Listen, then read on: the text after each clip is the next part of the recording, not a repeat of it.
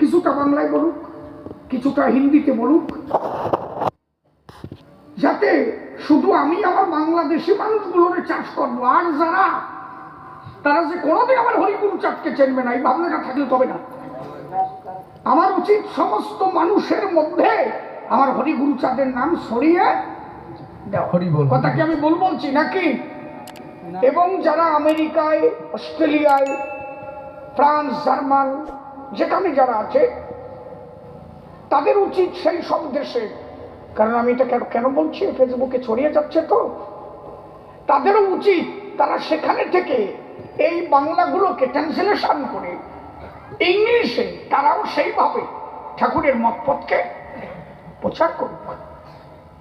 আপনি বলেন, যখন গৌতম বুদ্ধ এসেছিল কয়জন তাকে চিনেছিল? এখন অলরেডি অনেক দেশ বৌদ্ধ মতাদর্শ। যীশু খ্রিস্ট যখন এসেছিল কয়জন তাকে চিনেছিল? এখন অলরেডি অনেক দেশ খ্রিস্টান মতাদর্শী।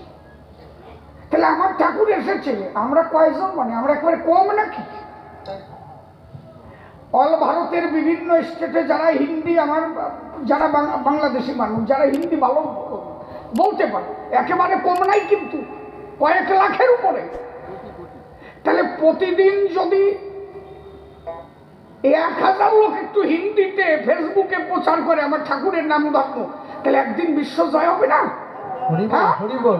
তাহলে এখন থেকে আমি সবার কাছে অনুরোধ রাখবো, সবাই কিন্তু হিন্দিতে একটু ঠাকুরের নাম ধর্ম প্রচার করবে নাকি? তো নাকি? হরি বল, জয় জয় হরি গুরু চাঁদ প্রেমানন্দে হরি হরি বল, হরি বল, হরি বল, হরি বল।